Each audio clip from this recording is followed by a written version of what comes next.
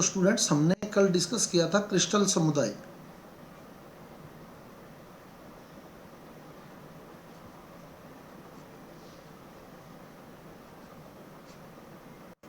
कितने प्रकार के क्रिस्टल समुदाय थे टोटल? 7। 7। कौन कौन से?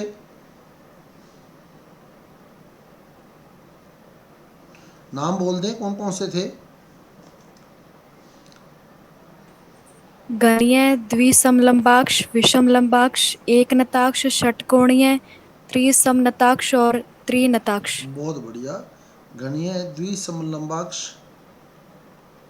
विषम लंबाक्ष, एक नताक्ष, षटकोणीय,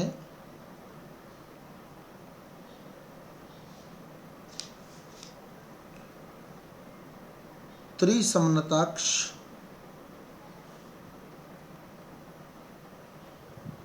और त्रिनताक्ष।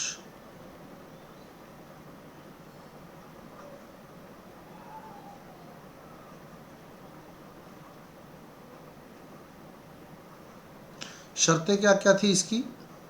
गणिय की क्या शर्त थी अक्षय दूरी और अक्षय कोण को लेकर?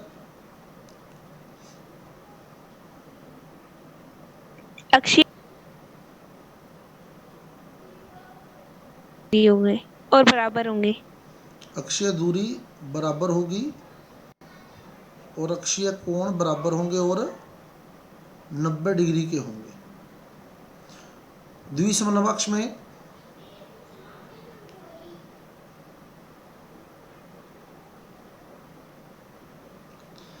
द्विसमलंबाक्ष की कंडीशन क्या थी? दो लंबाइयां समान होंगी, तीसरी समान नहीं होंगी तो और ए इक्वल टू बी कोण बट नॉट इक्वल टू सी, और कोण जो है वो 90 डिग्री होंगे और बराबर होंगे। 90 डिग्री होंगे सारे ही। और विषम लंबाक्ष में तीनों लंबाइयां बराबर नहीं होंगी और तीनों और कोण 90 डिग्री ही होगा। कोण 90 डिग्री ही होगा। एक नताक्ष में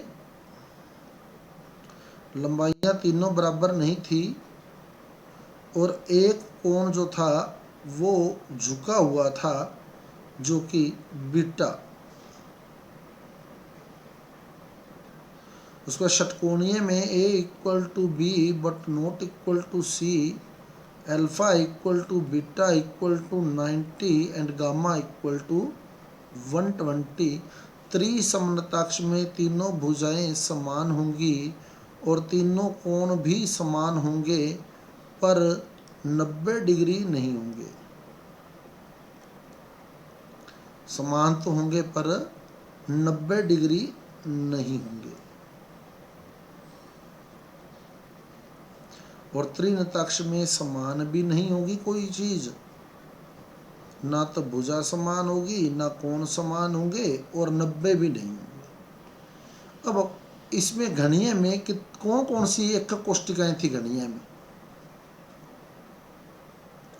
घनीय में एक कोष्टिका कौन? सरल, फलक और अंत्य। सरल, फलक और अंत्य या काय जिसको बोलते हैं, ये 3 थी घनीय के अंदर। अब हमारे सिलेबस का पार्ट, जो मेन पार्ट है, मेन टॉपिक है, वो यही है। यहाँ से हमारा टॉपिक अब स्टार्ट होता है घनीय क्रिस्टल समुदाय, घनीय त्रिविम जालक, घनीय एकक कोष्टिका। क्योंकि एकक कोष्टिका से त्रिविम जालक बनेगा और कई सारे त्रिविम जालक जिस समुदाय में रहते हैं उसको हम क्रिस्टल समुदाय कहते हैं। तो घनीय एकक कोष्टिका ऐसी एकक कोष्टिका जिसकी सभी अक्षीय दूरियां समान होती हैं और सभी अंतरअक्षीय कोण 90 डिग्री के होते हैं, उसे हम घनीय एकक कोष्टिका कहते हैं। अक्षीय दूरियां समान और अंतरअक्षीय कोण यानी दो अक्षों के बीच का कोण 90 डिग्री होता है, उसे हम घनीय एकक कोष्टिका कहते हैं। और घनीय एकक कोष्टिकाएं 3 प्रकार की होती हैं। घनीय एकक कोष्टिकाएं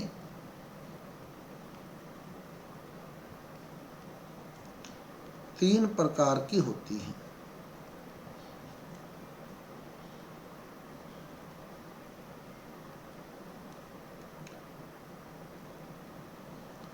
नंबर 1,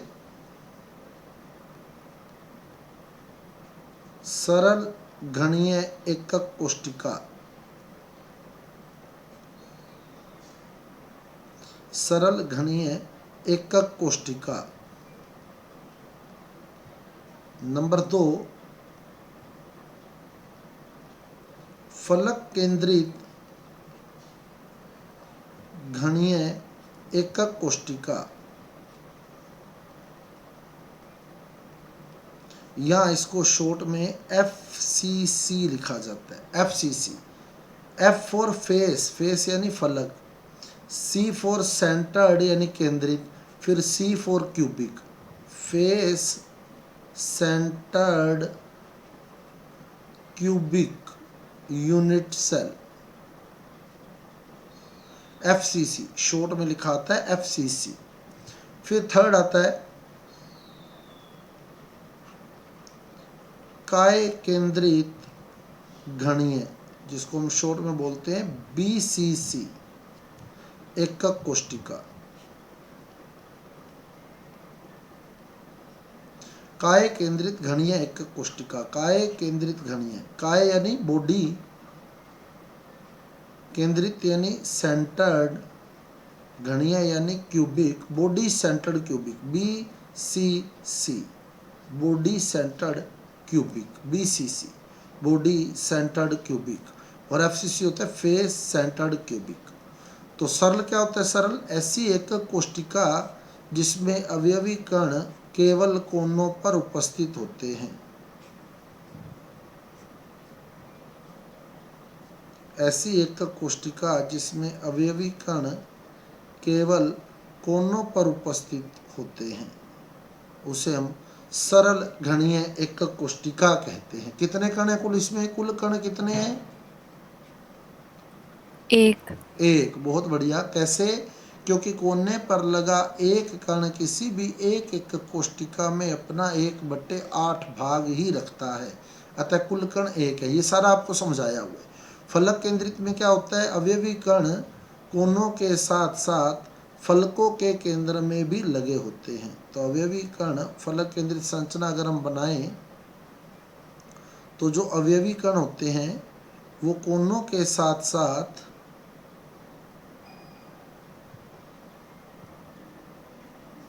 फलकों के केंद्र में, और कितनी फलकें होती है घन की? 6 फलके। 6 गिन के लगाने हैं। वो ये मिस हो जाते हैं, 2 आगे पीछे वाले गिन के लगाने हैं। 6 फलकें होती हैं। ऊपर वाली फलक के केंद्र में लगा दिया, नीचे वाली फलक के केंद्र में लगा दिया, दाईं ओर वाली फलक के केंद्र में लगा दिया, बाईं ओर वाली फलक के केंद्र में लगा दिया, उसके बाद आगे वाली फलक के केंद्र में लगा दिया, और फिर पीछे वाली फलक के केंद्र में लगा दिया। 6 गिन के लगाने हैं। ये कितने कण है कुल कण इसमें? कुल कण कितने इसमें? 4। बहुत बढ़िया, 4। क्योंकि कोना जो होता है वो 1/8 भाग रखता है, और फलक के केंद्र वाला जो कण होता है वो 1/2 भाग रखता है। अब आता है काय केंद्रित। काय केंद्रित यानी बॉडी सेंटर्ड। काय केंद्रित, तो इसमें क्या होगा? जो अवयवी कण होते हैं वो कोनों के साथ साथ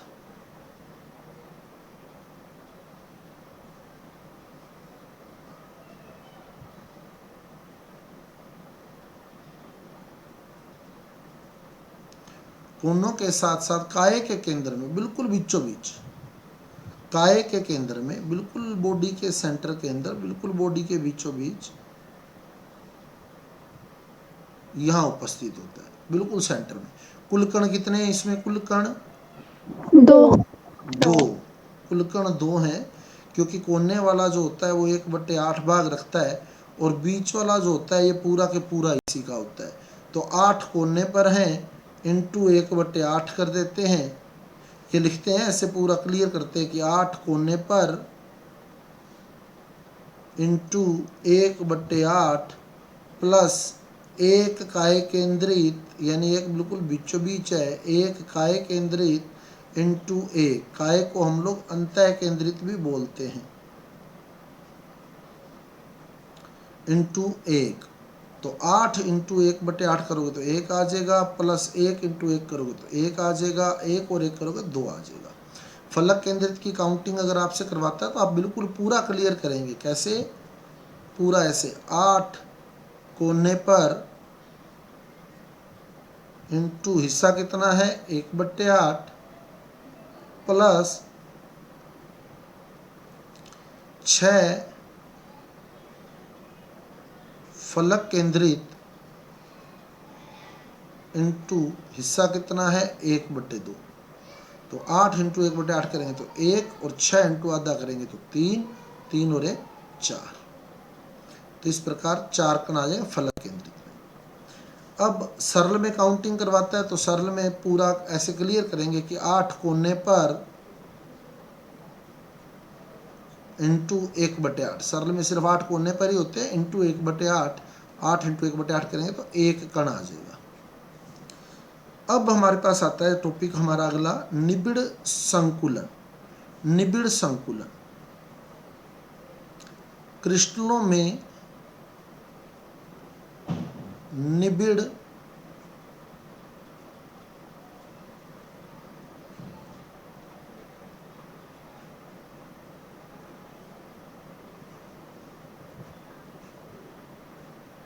संकुलन, क्लोज पैकिंग इन क्रिस्टल्स। क्रिस्टलों में निबिड़ संकुलन। क्लोज क्या होता है? क्लोज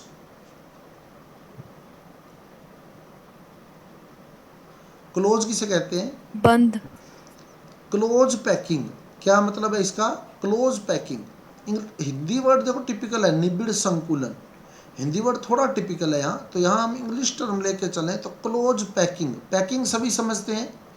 क्लोज, क्लोज का मतलब हमेशा बंद नहीं होता, क्लोज का मतलब होता है पास पास। यहाँ क्लोज का मतलब पास पास से, पास पास। जैसे अपने कहते हैं यह मेरा क्लोज फ्रेंड है, तो उसका मतलब ये नहीं होता कि यह मेरा बंद मित्र है, तो उसका मतलब यह मेरा नज़दीकी मित्र है। क्लोज, क्लोज का मतलब पास से भी होता है, ठीक है, क्लोज यानी पास। तो क्लोज पैकिंग पास पास, यानी क्रिस्टलों में, क्रिस्टल किससे बना है? क्रिस्टल बना है अवयवी कणों से। जैसे मान लो NaCl का क्रिस्टल है, तो NaCl का क्रिस्टल किससे बना है? Na+ और Cl- से। तो Na+ और Cl- जो है वो इसके अवयवी कण हैं। अब हमने क्या करना है? क्रिस्टल बनाते समय इन अवयवी कणों की क्लोज पैकिंग करनी है। क्लोज पैकिंग करनी है। क्लोज पैकिंग का मतलब क्या? मतलब है क्लोज पैकिंग का पास पास व्यवस्थित करना है। बिल्कुल, इन कणों को पास पास व्यवस्थित करना है। तो जब अपने दो कणों को पास पास व्यवस्थित करेंगे, अब आप बताना मैं कौन से कणों को मैंने पास पास व्यवस्थित किया है। तो मैंने एक कण ये रखा, दूसरा कण ये रखा, तीसरा कण ये रखा, और मैंने एक कण ये रखा, दूसरा कण ये रखा, तीसरा कण ये रखा। तो कौन से कण पास पास रखे बताओ मैंने? पहली स्थिति में या दूसरी स्थिति में? दूसरी स्थिति में। दूसरी स्थिति में मैंने क्लोज पैकिंग करी है। ये क्लोज पैकिंग है। तो क्लोज पैकिंग क्या होती है? क्लोज पैकिंग किसी क्रिस्टल में अवयवी कणों की ऐसी व्यवस्था, किसी क्रिस्टल संरचना में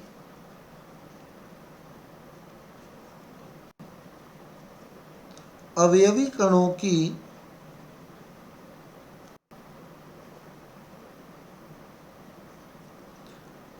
ऐसी व्यवस्था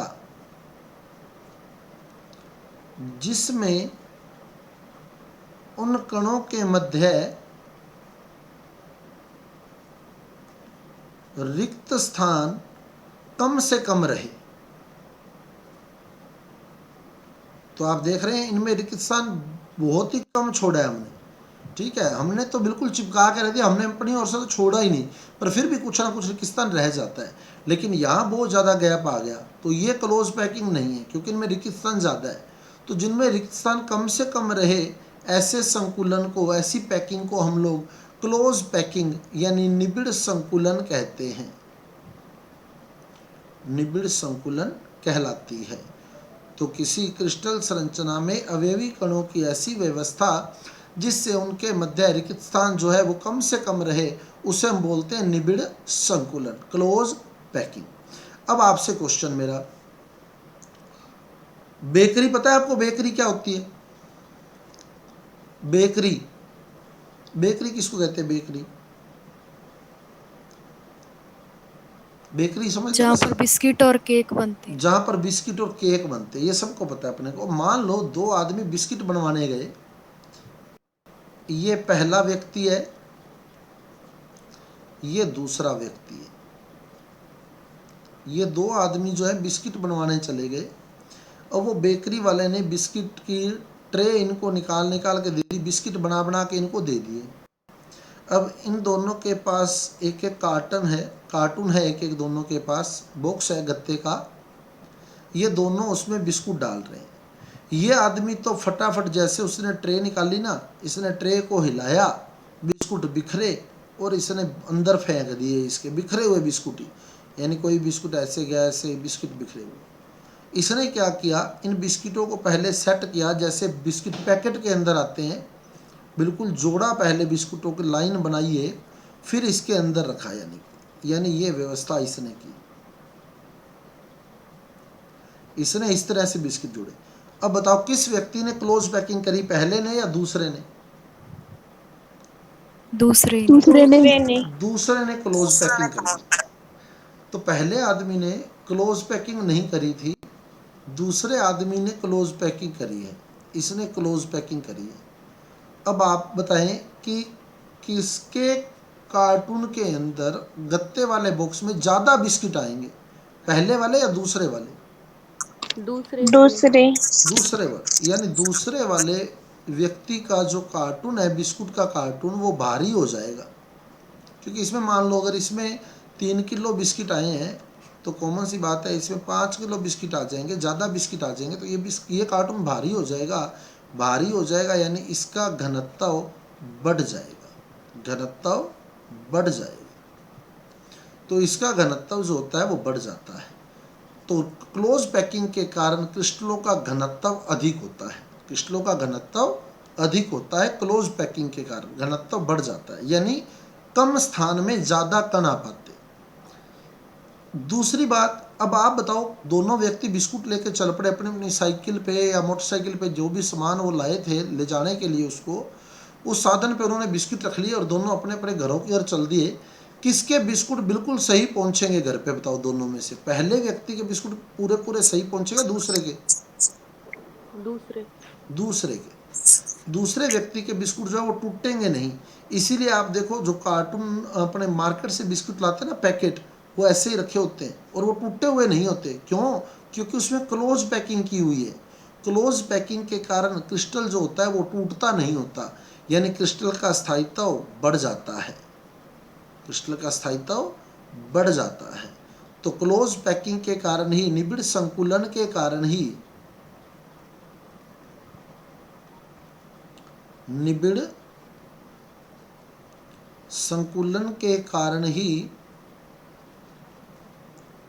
क्रिस्टल उच्च घनत्व व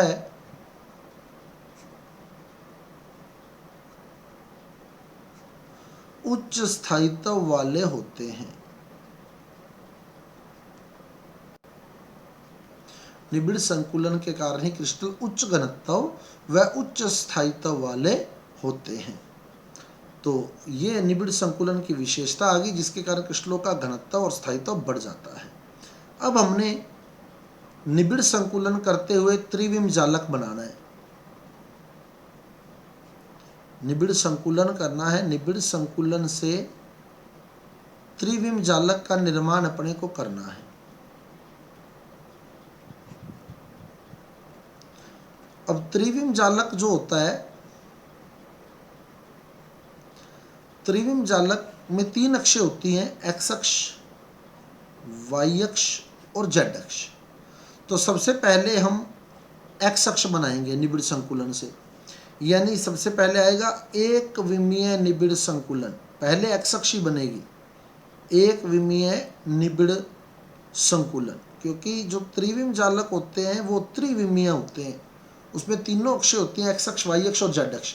तो तीनों अक्षय तो एक साथ बन नहीं सकती, इसलिए हमें एक एक करके अक्ष बनानी पड़ेगी। तो पहले हम एक्स अक्ष बनाते हैं। देखो सबसे पहले हमने क्या किया, एक्स अक्ष बना ली, यानी एक विमीय निबिड़ संकुलन कर दिया। उसके बाद हम दूसरी अक्ष बनाएंगे, यानी द्विविमीय निबिड़ संकुलन करेंगे, द्विविमीय निबिड़ संकुलन।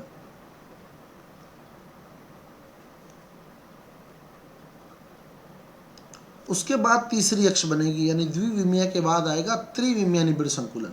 तीनों अक्षें एक साथ नहीं बन सकती, पहले हमें एक अक्ष बनानी पड़ती है, फिर दूसरी अक्ष बनाते हैं, फिर तीसरी अक्ष बनाते हैं। तो तीन अक्षें स्टेप बाय स्टेप बनती है। यानी ऐसे ही पहले निबिड़ संकुलन होता है एक विमीय, फिर होता है द्विविमीय और फिर आता है त्रिविमीय। तो सबसे पहली बात करें हम एक विमीय निबिड़ संकुलन की। एक विमीय निबिड़ संकुलन,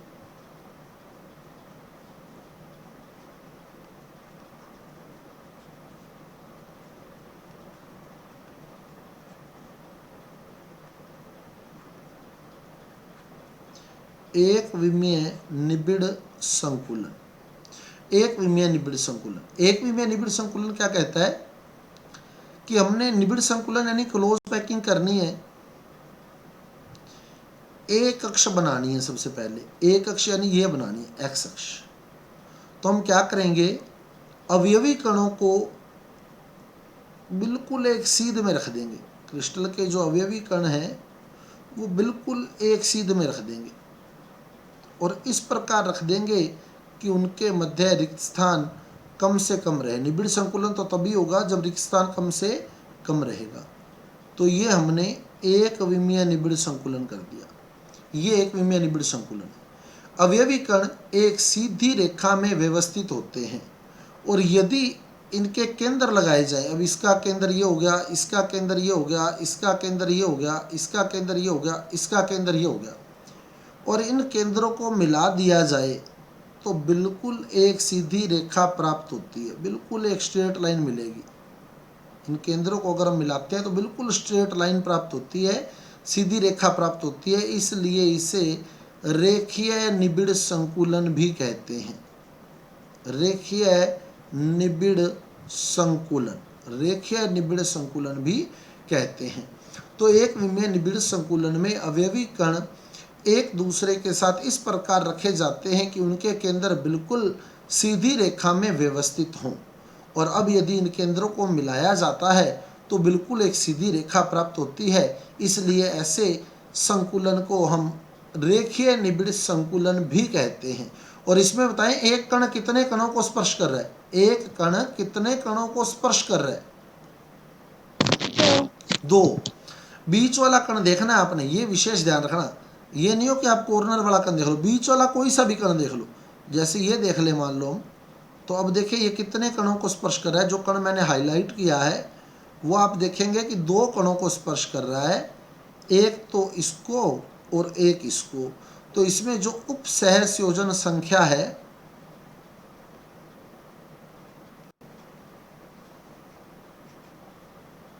उप सहसंयोजन संख्या या जो समन्वय संख्या है वो 2 है।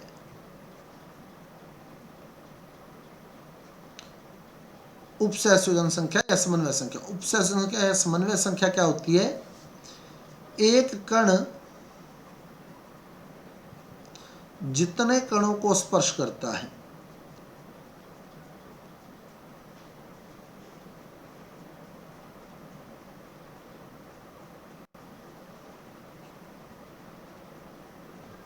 उनकी संख्या ही, जितने कणों को स्पर्श कर रहा है उन कणों की संख्या ही उपसंयोजन संख्या कहलाती है। तो यहाँ हमने देखा कि एक कण, ये वाला कण जो है, जो हाईलाइट किया हुआ है, ये 2 कणों को स्पर्श कर रहा है, एक इसको और एक इसको। तो इस प्रकार इसने 2 कणों को स्पर्श किया है, अतः समन्वय संख्या या उपसंयोजन संख्या जो है वो 2 है। अब एक विमीय से बनानी है द्विविमीय, एक विमीय से द्विविमीय बनानी है। अब द्विविमीय कैसे बनाएंगे, देखो द्विविमीय 2 प्रकार से बन सकती है। द्विविमीय निबिड़ संकुलन, द्विविमीय निबिड़ संकुलन 2 प्रकार से बन सकता है। कैसे, पहले तो एक विमीय क्या था, कण जो है इस प्रकार से व्यवस्थित किए थे कि उनके केंद्र बिल्कुल सीधी रेखा में व्यवस्थित हुए।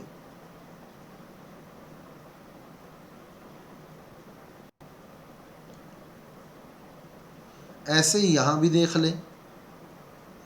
अब इसे द्विविमीय बनाना है।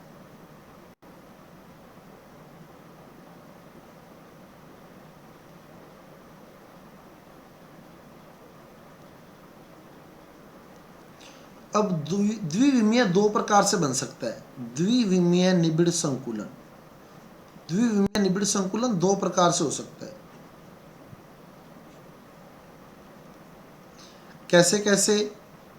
एक तो कण के ठीक नीचे, ये पहली पंक्ति हो गई, प्रथम पंक्ति, पंक्ति यानी लाइन। अब हम दूसरी पंक्ति लगा रहे हैं, ये द्वितीय पंक्ति लगा रहे हैं। तो द्वितीय पंक्ति के जो कण हैं वो प्रथम पंक्ति के कणों के ठीक नीचे स्थित हों, बिल्कुल नीचे। तो ये प्रथम पंक्ति का कण था, इसके बिल्कुल नीचे दूसरी पंक्ति का कण है। ऐसे ही प्रथम पंक्ति के कण के बिल्कुल नीचे दूसरी पंक्ति का कण लगा देना है। प्रथम पंक्ति के कण के बिल्कुल नीचे दूसरी पंक्ति का कण लगा देना है, और प्रथम पंक्ति के कण के बिल्कुल नीचे दूसरी पंक्ति का कण लगा देना है। सेम ऐसे ही तीसरी पंक्ति कैसे बनाएंगे? अब तृतीय पंक्ति बनानी है तो क्या करेंगे? तृतीय पंक्ति बनाते टाइम तृतीय पंक्ति के कण कहाँ आएंगे? दूसरी पंक्ति के कण के ठीक नीचे।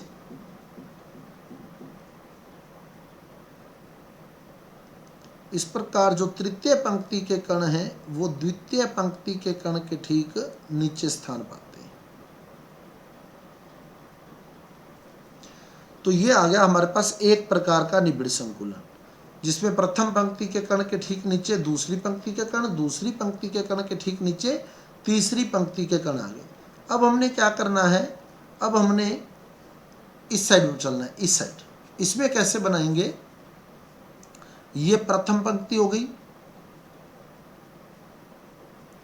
प्रथम पंक्ति के गर्त में, गर्त क्या होता है पता है क्या आपको? गर्त यानी खड्डा। ये जो खांच आपको दिख रही है ना, ये वाली खांच, ये गर्त है, ये प्रथम पंक्ति का गर्त है। तो इन गर्त में, इस गर्त के अंदर हम क्या करेंगे? इस गर्त के अंदर द्वितीय पंक्ति का कण लगाएंगे। तो प्रथम पंक्ति के गर्त में द्वितीय पंक्ति का कण आएगा, ये रहा। उसमें तो कण के ठीक नीचे, लेकिन इसमें गर्त में। तो प्रथम पंक्ति के गर्त में द्वितीय पंक्ति का कण आ जाता है।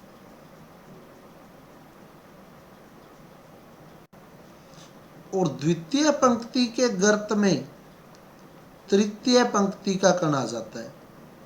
अब तृतीय पंक्ति लगानी है तो उसके कण द्वितीय पंक्ति के गर्त में आएंगे।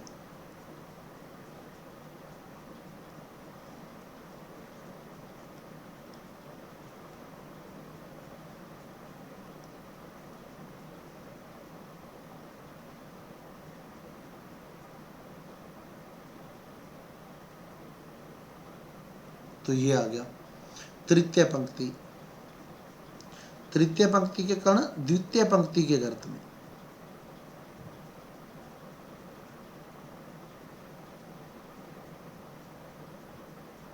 और अगर चौथी पंक्ति लगानी है तो चतुर्थ पंक्ति के कण तृतीय पंक्ति के गर्त में आ जाएंगे। तो इसमें हमने क्या करा? एक तो स्थिति रखी कहाँ? कण के ठीक नीचे कण रख दिया, या ऊपर भी कह सकते हैं अपने। अगर इसको प्रथम पंक्ति माने और द्वितीय पंक्ति इसको माने तो हम कह सकते हैं प्रथम पंक्ति के कण के ठीक ऊपर दूसरी पंक्ति का कण है। तो कण के ठीक नीचे कण कह दो, चाहे कण के ठीक ऊपर कण कह दो, एक ही बात है। और इसमें कहाँ रखा? गर्त में रखा कण, गर्त में कण। तो इसमें हमने क्या कहा? द्वितीय पंक्ति के कण। तो द्विविमीय निबिड़ संकुलन करते समय, एक विमीय निबिड़ संकुलन से द्विविमीय निबिड़ संकुलन बनाते समय दो प्रकार की व्यवस्थाएं प्राप्त होती हैं। पहली व्यवस्था में हमने क्या किया? कण के ठीक नीचे या कण के ठीक ऊपर कण रखा, यानी द्वितीय पंक्ति के कण प्रथम पंक्ति के कणों के ठीक नीचे रखे जाते हैं। इसी प्रकार तृतीय पंक्ति के कण द्वितीय पंक्ति के कणों के ठीक नीचे रखे जाते हैं। और इसी प्रकार चतुर्थ पंक्ति के कण तृतीय पंक्ति के कणों के ठीक नीचे आएंगे। वो जितनी मर्जी पंक्तियां, यानी ऐसी ही व्यवस्था आगे कंटिन्यू चलती रहती है, यही व्यवस्था आगे कंटिन्यू चलती रहती है। अब इसमें देखें एक कण कितने कणों को स्पर्श कर रहा है। इसमें जब हमने कण के ठीक नीचे कण रखा है तो एक कण कितने कणों को स्पर्श कर रहा है? 4। 4। आप बिल्कुल बीच वाला कण देखेंगे, चाहे कोई सा ही देखें, चाहे ये देख लें चाहे ये देख लें, कोई सा एक कण देख लें। तो जैसे मैंने अब हाईलाइट कर दिया, इस कण को मैं कंसीडर कर रहा हूं,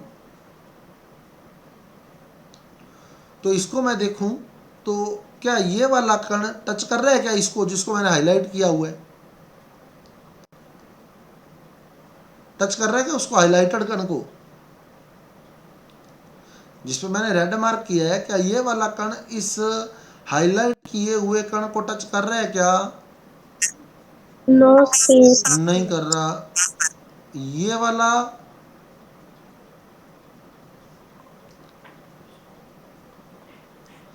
कर रहा है क्या जिसको अब निशान लगाया है? नहीं। Yes sir. कर रहा है, बिल्कुल। देखें आप, माइक ऑफ कर दें तो, और गौर करें बात पर। ये स्पष्ट आपको दिखा, जिसको मैंने हाईलाइट किया हुआ है ये 4 कणों को टच कर रहा है। वापिस देख लें, डायग्राम पर गौर करें, चित्र से ही समझ आएगा। मैं फिर कह रहा हूँ 3D चैप्टर है। आप लोग सोचेंगे मैं पढ़ के इसमें पार पार डाल जाऊंगा, तो पढ़ के पार नहीं पड़ने वाली आपकी इसमें। इसको डायग्राम को देखें और माइंड एक्टिव रखें।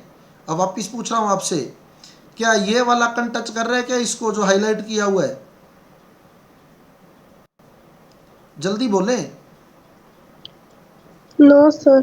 नहीं कर रहा। ये वाला, सेकंड वाला कण टच कर रहा है क्या जिसको अब मार्क किया है? Yes sir. उससे आगे वाला, ये वाला?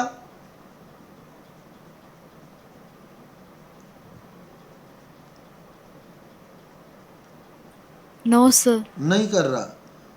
यानी एक तो ये टच कर रहा है, एक ये टच कर रहा है। देखो इसको टच कर रहा है, यहां से देख लो। और कौन सा कर रहा है? ये वाला टच कर रहा है। देखो ये वाला कर रहा है टच। उसके बाद ये वाला टच कर रहा है इसको, और उसके बाद ये वाला टच कर रहा है। तो इस प्रकार कितने कण टच कर रहे हैं? 4। तो समन्वय संख्या 4 हो गई।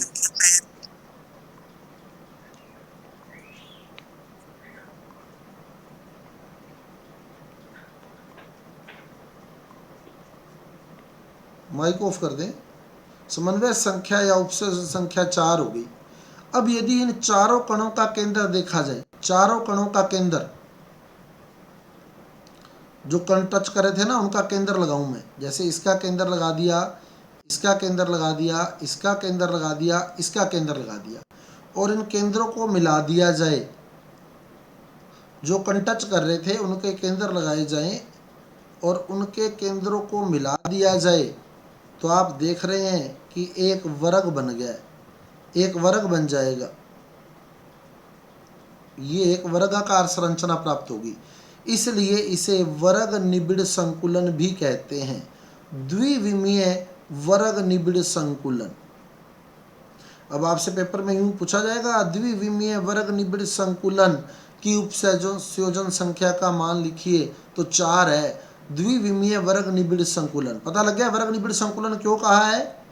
क्योंकि इसमें सेंटर वाले कण को 4 कण स्पर्श कर रहे हैं। उन चारों कणों के केंद्रों को यदि मिला दिया जाए तो एक वर्गाकार संरचना प्राप्त होती है। तो ये वर्ग बना है आपके पास, आप देख रहे हैं, ये वर्ग दिख रहा है आपको।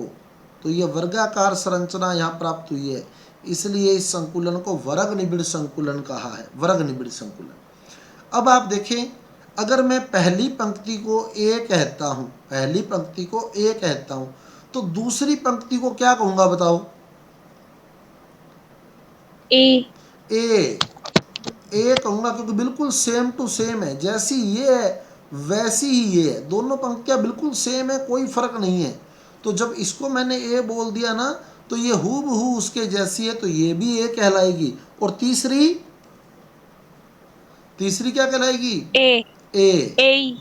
तीसरी भी ए कहलाएगी। तो इस प्रकार यह बनती है द्विविमीय ए व्यवस्था।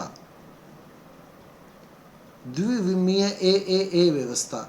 अब आपसे पूछ सकता है द्विविमीय ए व्यवस्था में किस प्रकार का संकुलन होता है, तो वर्ग निबिड़ संकुलन होता है। द्विविमीय ए व्यवस्था की उपसर्जन संख्या का मान कितना है, 4 है। द्विविमीय ए व्यवस्था का निर्माण किस प्रकार से हुआ था, तो जब हमने द्वितीय पंक्ति के कण प्रथम पंक्ति के कण के ठीक नीचे रखे और तृतीय पंक्ति के कण द्वितीय पंक्ति के कण के ठीक नीचे रखे, तो इस स्थिति में यदि प्रथम पंक्ति को ए कहा तो द्वितीय पंक्ति भी ए कहलाएगी, तृतीय पंक्ति भी ए कहलाएगी। अब आओ, समझ आ गए? Yes sir. अब आओ इस पे, जब हमने गर्त में कण रखा था, गर्त में कण रखा था, अब इसमें बताओ एक कण कितने कणों को स्पर्श कर रहा है? सेंटर वाला देखना, 6। 6 को। 6 को, बिल्कुल। अब जिसको मैं हाईलाइट कर रहा हूं, आप उस कण को कंसीडर करो, तो वो कण 6 कणों को स्पर्श कर रहा है। तो जिस कण को मैंने हाईलाइट किया है, अगर आप उस कण को देख रहे हैं तो वो कण 6 कणों को स्पर्श कर रहा है। अब मैं इनके केंद्र लगा रहा हूँ, इसका केंद्र लगा दिया, इसका केंद्र लगा दिया, इसका केंद्र लगा दिया, इसका केंद्र लगा दिया, इसका केंद्र लगा दिया, इसका केंद्र लगा दिया। और यदि इन केंद्रों को मिला दिया जाए तो हम देखते हैं कि एक षटकोणीय संरचना का निर्माण होता है। तो ये इस प्रकार एक षटकोण बनता है। केंद्रों को अगर मिला रहे हैं तो एक षटकोण बना है, तो इसलिए इसे द्विविमीय षटकोणीय निबिड़ संकुलन भी कहते हैं। तो सबसे पहले तो इसकी समन्वय संख्या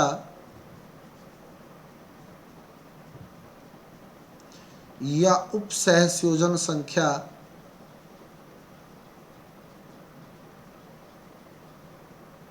6 है। दूसरा, ये द्विविमीय षटकोणीय निबिड़ संकुलन है। द्विविमीय षटकोणीय निबिड़ संकुलन। तीसरा, अगर प्रथम पंक्ति को ए कहा जाए तो दूसरी पंक्ति को क्या कहेंगे? बी। तीसरी को ए। ए कहेंगे। कैसे? देखो आप इस पोजीशन को देखो, आप जिसको मैं अब हाईलाइट कर रहा हूं, देखो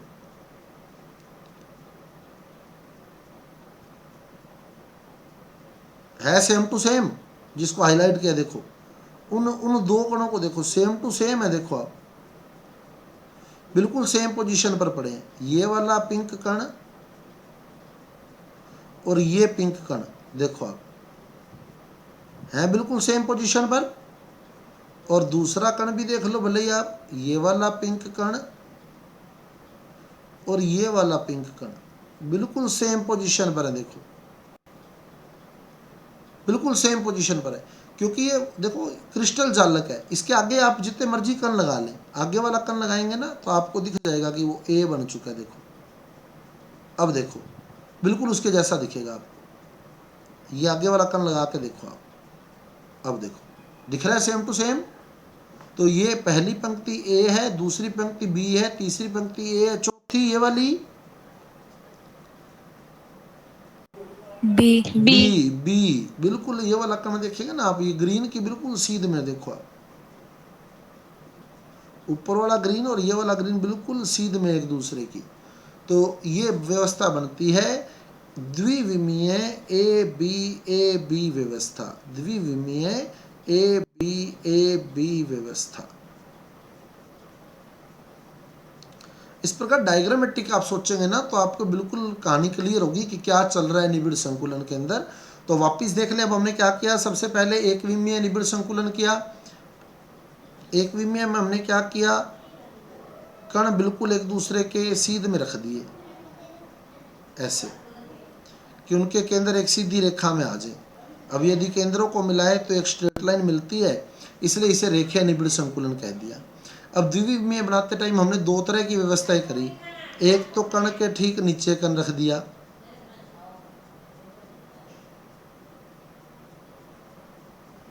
कण के ठीक नीचे कण रख दिया।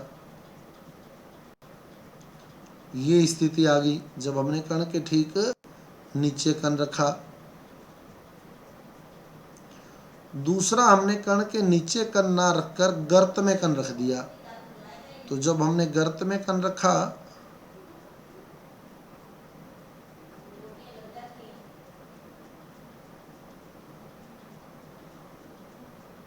तो गर्त में कण रखेंगे तो यहां कण रखना पड़ेगा, इस जगह, इस पोजीशन पर।